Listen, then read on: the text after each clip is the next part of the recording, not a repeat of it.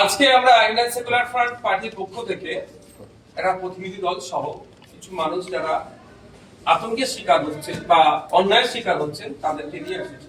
বাইরে কিছু মানুষ আছেন, আজকে সিও স্যারের সাথে কথা বললাম যে নাজার থানার মূলত সন্দেশখালী বিধানসভা নাজার থানার বিভিন্ন অঞ্চলের বিভিন্ন বুথে বিএলও মারফত কিছু কাগজ সার্কুলেট করা হচ্ছে। সেখানে দেখানো হচ্ছে কোন জায়গায় নাম লিখে তার পার্ট নাম্বার, সিরিয়াল নাম্বার, তার নাম, এপিটি নাম্বার এবং তার সাথে সাথে নট ইন্ডিয়ান সিটিজেন লেখা দিচ্ছে, কোন জায়গায় ডেথও লেখা দেওয়া হচ্ছে। এইভাবে করা হচ্ছে, এটা মানুষ আতঙ্কিত। আমরা যতটা জানি নির্বাচন কমিশনের কোনো এখতিয়ার নাই এইটা খোঁজা কে ভারতীয়, কে বাংলাদেশি, কে মায়ানমারি, কে আফগানি, এই ধরনের সিটিজেনশিপ খোঁজা। আর্টিকেল 324 নির্বাচন কমিশন পাওয়ার পাচ্ছে ইলেকশনকে কন্ডাক্ট করা, ভোটার লিস্ট স্বচ্ছ করা, ভোটার কোনো অবৈধ ভোটার না থাকা, অবৈধ মিন্স যারা এখানে যে গাইডলাইন আছে সেটা বৈধ ভোটারের 18 বছর ঊর্ধ্বে নাম ইনক্লুড করা। এটা কোনো নোটিশ করে বা কোনো পঞ্চায়েতে বা বিএলওর মাধ্যমে কাউকে জানানো যে তুমি ভারতীয় নয়, এইটা এর মধ্যে পড়ে না। সেই মতো আজকে আমরা সিও স্যারের কাছে এসেছিলাম। সিও স্যারকে তিনটে আমরা প্রতীকী উদাহরণ দিয়েছি আমরা, যেরকম তিনজন এবং দুজন মৃত, যে দুজন আছে ভদ্রমহিলা আর ভদ্রলোক হচ্ছে মৃত্যু হিসাবে দেখানো হয়েছে, তাদেরকে হাজির করেছিলাম। আর যাকে ভারতীয় নাগরিক বলা হচ্ছে না তাকে হাজির করেছিলাম। তিনজন। এই অফিসে তো সবাইকে বেশি লোককে ঢুকানো যায় না। নির্বাচন আমাদের সিও স্যার তো অবাক হয়ে গেল যে এই ধরনের নির্দেশনা এখান থেকে দেওয়া হয়নি। এটাও বলে দিলে বুথ স্তরে কেউ এই ধরনের এটাকে একটা ভুল বার্তা ছড়ানোর জন্য এগুলো করা হচ্ছে। আমরা আবার তার প্রতি উত্তরে আমরা তাদেরকে বললাম যারা এই কাজ করছে তাদের বিরুদ্ধে ব্যবস্থা গ্রহণ করতে হবে। অন্যথায় আমার নামে যদি আমি জীবিত আমাকে ডেথ বলে ঘোষণা করে দেয়, আমি স্বাভাবিকভাবে আতঙ্কিত হয়ে যাব। আমি ভারতীয় নাগরিক, আমার হাতে 1954 সালের, 1972 সালের, 1964 সালের, 1947 সালের দলিল আছে, আমি ব্যবসা মনে করে পেয়েছি। আমাকে ভারতীয় নাগরিক বলা হচ্ছে না, এই ভারতীয় নাগরিক নয় বলে দিচ্ছে, তাহলে আমি আতঙ্কিত হয়ে যাবো। এই আতঙ্কিত হয়ে গেলে মানে বিপদগ্রস্ত হয়ে যাচ্ছে, বুঝতে পারছি এই সুযোগে নিয়ে যদি কেউ খারাপ পথে পরিচালনা করে এটা তো ক্ষতি। তাই এদের ব্যবস্থা গ্রহণ করতে হবে। উনি ডিএম স্যারকে নির্দেশ দিচ্ছেন যে এগুলোকে খুঁজে বার করা হোক কোথায় এইগুলো কি কি হচ্ছে এবং তাদের বিরুদ্ধে ব্যবস্থা গ্রহণ করবে।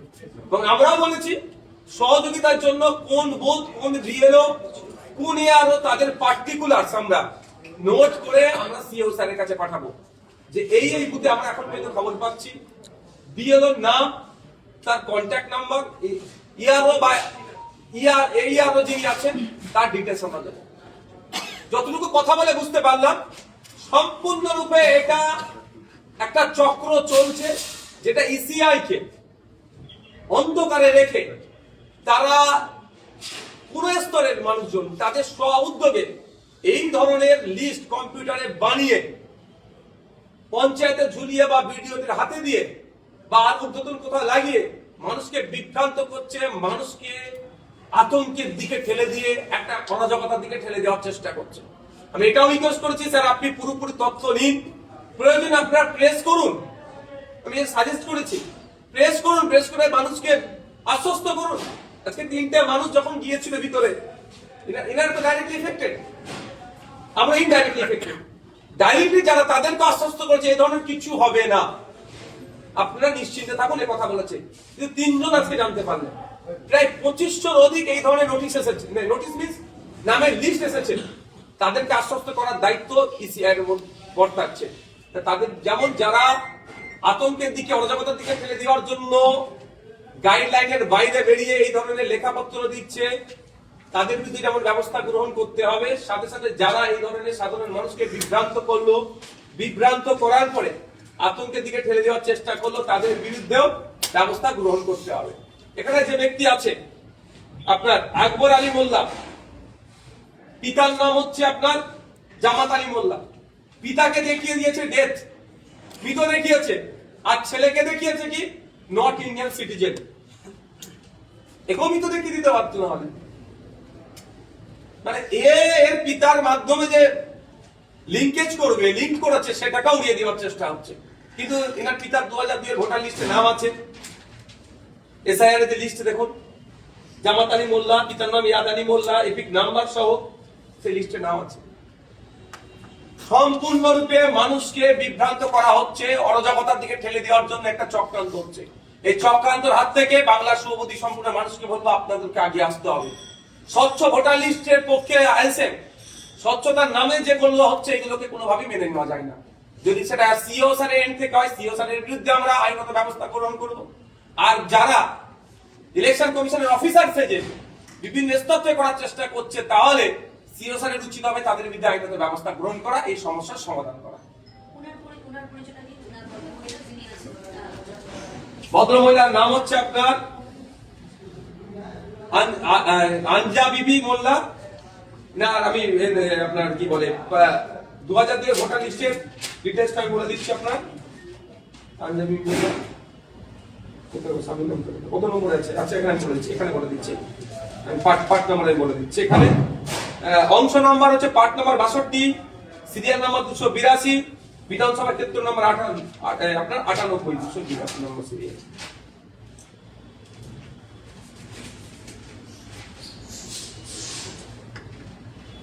282 নম্বর সিরিয়ালে হচ্ছে আপনার এরকম 2002 এর ভোটার লিস্টে নাম আছে 282, আঞ্জা বিবি মোল্লা, স্বামীর নাম তারবক্স মোল্লা, তারপর এপিক নাম্বার এইটা, এটা হচ্ছে সন্দেশকারী বিধানসভা।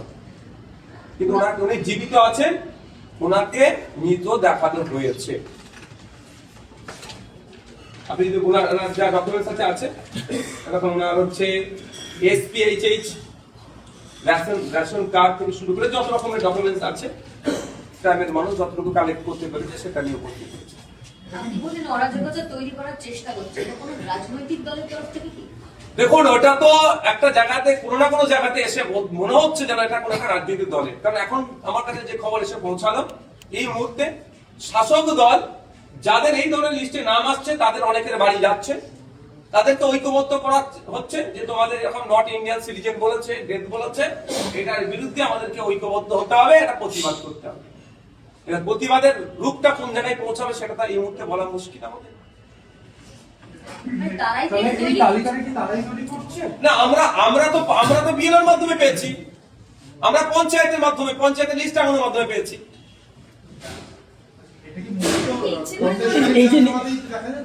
এখন পর্যন্ত সন্দেশখালী বিধানসভা থেকে আমরা খবর পেয়েছি, হয়তো মানে এটা হেভি অংশের প্রায় 2500-এর ঊর্ধ্বে, সেই জন্য হয়তো এখানে এই ঘটনাটা বেশি এক্সপোজ হয়েছে। অন্যান্য জায়গায় কি হচ্ছে এই মুহূর্তে বলা দুষ্কর। তবে শুরুতেই যখন আমরা পেয়েছি, এটাকে অঙ্কুরেই বিনষ্ট করতে হবে।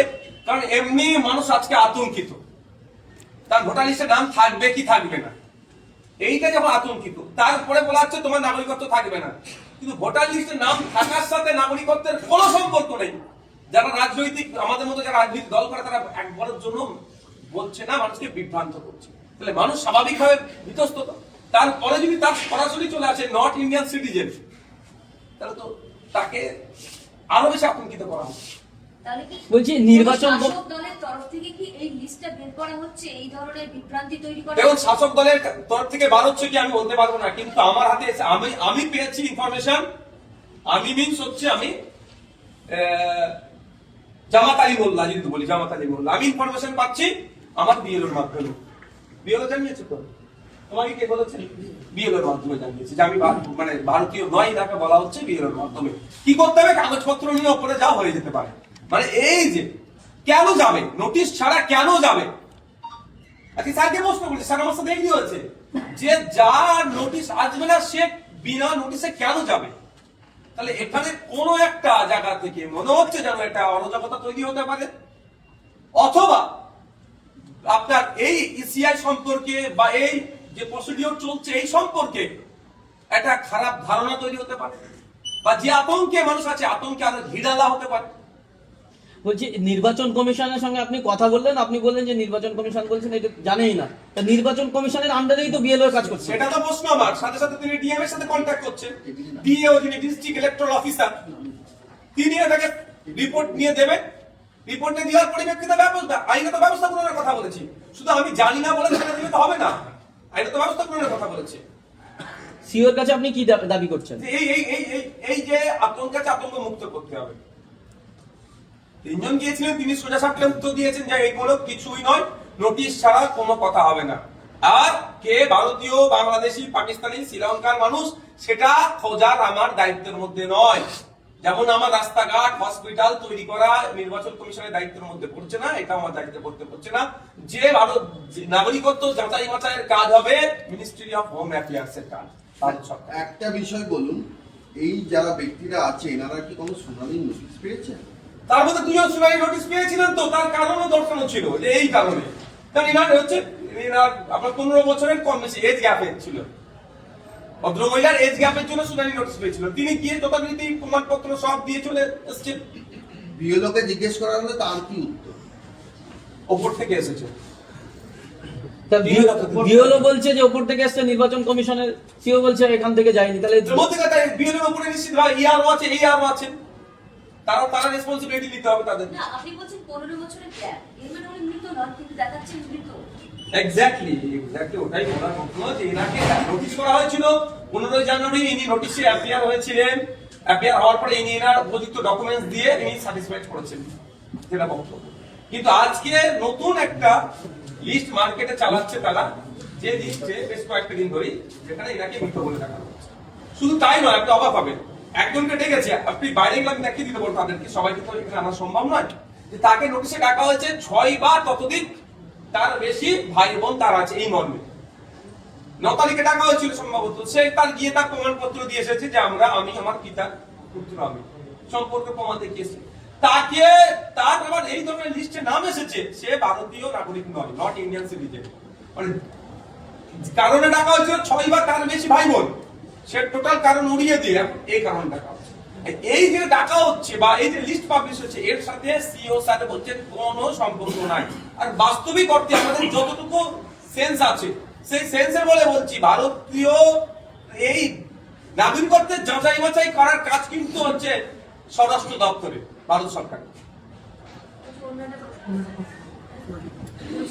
না হচ্ছে ইলেকশন কমিশন সরকার, ইলেকশন কমিশন পারপাস দেবো, না বাইরে গিয়ে দেবো। হ্যাঁ, আচ্ছা হিন্দিতে তাহলে